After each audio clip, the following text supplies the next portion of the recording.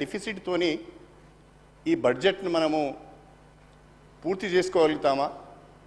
మనం ఇచ్చిన హామీలను ఇంత డిఫిసిట్తోని మనం ఇచ్చిన హామీలను నెరవేర్చగలుగుతామా? ప్రజలకు సంక్షేమ పథకాలు అందించగలుగుతామా? మనం ఆశించిన క్యాపిటల్ ఎక్స్పెండిచర్ చేయగలుగుతామా? రాష్ట్ర ప్రభుత్వము తన సమాధానంలో చెప్పాలని చెప్పి నేను ఈ సందర్భంగా కోరుతున్నాను. ప్రధానంగా అధ్యక్ష గత ప్రభుత్వంలో ఏమి జరగలేదు అని చెప్పడానికి ఒక పేరా మొత్తం కేటాయించిన అధ్యక్ష. బడ్జెట్ డాక్యుమెంట్లో ఒక పేరా మొత్తము గత ప్రభుత్వంలో ఏ రకమైన అభివృద్ధి జరగలేదని. నా దగ్గర అన్ని డీటెయిల్స్ ఉన్నాయి అధ్యక్ష. ఈ డీటెయిల్స్ అన్నీ కూడా ఒక్కసారి కావాలంటే స్పీకర్ గారి ద్వారా నేను శ్రీధర్ బాబు గారికి పంపిస్తాను. ఇవన్నీ కూడా అఫీషియల్ ఫిగర్సే, నా సొంత కవిత్వం కాదు శ్రీధర్ బాబు గారు. దీంట్లో ఒక్కసారి చూడండి అధ్యక్ష, స్టేట్ బడ్జెట్ గ్రోత్ 2014 జూన్ 2న తెలంగాణ వచ్చింది అధ్యక్ష. ఆనాటి నుంచి ఈనాటి వరకు 2014-2015లో మన బడ్జెట్ 1,637 కోట్ల రూపాయలు ఉంటే, ఈనాడు మన బట్టి విక్రమార్క గారు ప్రెసిడెంట్ చేసిన మన బడ్జెట్ 2,75,891 కోట్ల అధ్యక్ష. ఆర్థిక అభివృద్ధి లేకుండా ఈ బడ్జెట్ గ్రోత్ ఎట్లుంటుంది అధ్యక్ష? 1,00,000 నుంచి 2,75,000కు మన బడ్జెట్ పెరిగింది అంటే ఆర్థిక వృద్ధి ఉంది కాబట్టే ఈ బడ్జెట్ గ్రోత్ సాధ్యమైందనే విషయాన్ని గ్రహించాలి. అదేవిధంగా అధ్యక్ష, తెలంగాణ జిఎస్డిపి గ్రోత్ ఒకసారి చూస్తే 2014-15లో 5,05,000 రూపాయలుగా ఉన్న జిఎస్డిపి ఇవాళ కొత్త లెక్కల ప్రకారము 2023-24 వచ్చేవరకే 14,49,708 కోట్లకు చేరింది అధ్యక్ష. వాస్తవంగా మధ్యన 2019-2020, 2020-2021లో కనుక కోవిడ్ రాకపోయినట్లయితే ఇది దాదాపుగా 18 లక్షలకు చేరుకునేది. అంటే ఏ రకంగా తెలంగాణ ప్రభుత్వము క్యాపిటల్ ఎక్స్పెండిచర్ చేసిందో దయచేసి అర్థం చేసుకోవాల్సిందిగా నేను సభ్యులకు విజ్ఞప్తి చేస్తున్నా.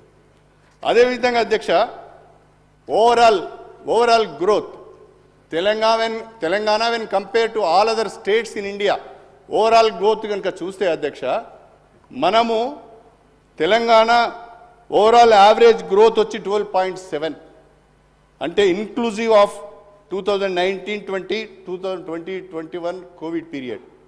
2014-15 నుంచి 2022-23 వరకు ఈ గ్రోత్ వచ్చి 12.7. అదే సమయంలో government of India all India growth వచ్చి 10.5. అంటే ఆల్ ఇండియా గ్రోత్ కంటే తెలంగాణ గ్రోత్ ఎక్కువ ఉంది. అంటే ఇది భారత రాష్ట్ర సమితి ప్రభుత్వం సాధించిన ప్రగతే కదా అధ్యక్ష, విజయమే కదా అధ్యక్ష. ఎట్లా కాదంటారని నేను అడుగుతున్నా. అంతేకాదు మా రామకృష్ణరావు గారు ఇచ్చిన ఫిగర్స్ ఇవి, ఆడ కూర్చున్న రామకృష్ణరావు గారు ఇచ్చిన ఫిగర్స్ ఇవి. 2014-15లో Telangana GSDP contributed approximately 4% to the GDP of the nation.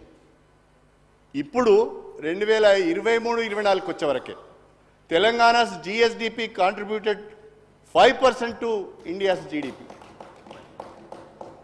4% నుంచి 4.9కి పెరిగింది. నియర్లీ అప్రాక్సిమేట్లీ 5% ఈరోజు మన జీడిపికి మన జిఎస్డిపి కాంట్రిబ్యూషన్. అదేవిధంగా తెలంగాణ పర్ క్యాపిటల్ ఇన్కమ్ మన బడ్జెట్ పేపర్లో కూడా బట్టి విక్రమార్క గారు మా ఫైనాన్స్ మినిస్టర్ గారు మెన్షన్ చేసిండ్రు. ఆ ఫిగరే నేను చెప్తున్నా. దీంట్లో దీంట్లో ఏముంది అధ్యక్ష, 2023-2024 వచ్చేవరకే మన తలసరి ఆదాయం పర్ క్యాపిటల్ ఇన్కమ్ వచ్చి 3,43,297 రూపాయలు. మొత్తం భారతదేశంలో పర్ క్యాపిటల్ ఇన్కమ్లో మనం 3వ స్థానంలో ఉన్నాం అధ్యక్ష. మనకంటే ముందున్న వాళ్ళు ఎవరు? ఓన్లీ సిక్కిం అండ్ ఢిల్లీ తర్వాత అత్యధిక తలసరి ఆదాయం కలిగిన రాష్ట్రం తెలంగాణ. ఇది ఎట్లా సాధ్యమైంది అధ్యక్ష? ఇది కేసీఆర్ గారు సాధించిన ప్రగతి విజయం కాదా అని నేను ఈ సందర్భంగా అడుగుతున్నాను. అదేవిధంగా ఎవ్రీథింగ్ రామకృష్ణరావు గారు ఇచ్చిన డాక్యుమెంట్స్ ఎవ్రీథింగ్ అధ్యక్ష. Telangana second in country for state own tax revenue, 84% to 84.2% of the state's expenditure is covered by its own tax revenue. ఈ విషయంలో we are second in the country after Haryana. Haryana తర్వాత రెండవ స్థానంలో ఉన్నది తెలంగాణ. సభ్యులందరికీ కూడా కావాలంటే ఇవన్నీ నేను కాపీస్ చేసి పంపిస్తాను అధ్యక్ష, చూసుకోమనండి, చెక్ చేసుకోమనండి. రెండవది అధ్యక్ష, 2004-05 నుండి 2013-14 10 సంవత్సరాలు కాంగ్రెస్ పార్టీ అధికారంలో ఉన్న సమయంలో తెలంగాణ ప్రాంతంలో capital expenditure was only 54,052 crores, వెరాస్ 2014-15 నుండి 2023-24 వరకు ఇంకా కొన్ని బిల్స్ పెండింగ్లో ఉన్నాయి, పే చేయవలసిన అవసరం ఉన్నాయి. ఈ 10 సంవత్సరాల భారత రాష్ట్ర సమితి పరిపాలనలో కేసీఆర్ నాయకత్వంలో మా క్యాపిటల్ ఎక్స్పెండిచర్ వచ్చి 3,36,000,916 రూపాయలు అధ్యక్ష. ఎంత తేడా ఉన్నది అధ్యక్ష? ఆ 10 సంవత్సరాలలో 54,000 కోట్లు ఖర్చు పెడితే ఈ 10 సంవత్సరాలలో 3,36,916 కోట్లు ఖర్చు పెట్టినాం అధ్యక్ష. తర్వాత తెలంగాణ అప్పుల పాలైందని చెప్తున్నారు కదా అధ్యక్ష. నా దగ్గర టోటల్ ఇండియాలో ఉన్న 29 రాష్ట్రాల యొక్క అప్పుల వివరాలు మనం ఎక్కడ ఉన్నది ఈ టేబుల్లో ఉన్నది అధ్యక్ష. ఇక్కడ 29 రాష్ట్రాలలో తెలంగాణ 28.2% ఆఫ్ లోన్ టు జిఎస్డిపితో 23వ స్థానంలో ఉన్నాం అధ్యక్ష. అంటే అప్పుల విషయంలో మనకంటే 22 రాష్ట్రాలు ముందున్నాయి, మనకంటే ఎక్కువ అప్పులు చేసినాయి. ఈ విషయాలన్నింటినీ మర్చిపోయి ఇంత బ్రహ్మాండమైన ఆర్థిక అభివృద్ధి భారత రాష్ట్ర సమితి సాధిస్తే ఏ రకమైన అభివృద్ధి జరగలేదని కౌంటర్ చెప్తాను నేను.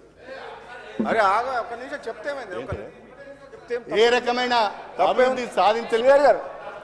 అధ్యక్ష ఒకటే నిమిషం, ఒకటే ఏమైతుంది అమ్మా, చాలాసార్లు ఇచ్చాం. నిన్న శ్రీహరి గారికి ఇచ్చిండ్రు, నిన్న కడియం శ్రీహరి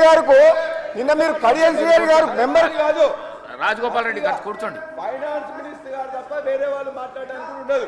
ఒక సభ్యుడు ఎట్లా మాట్లాడతారు సార్?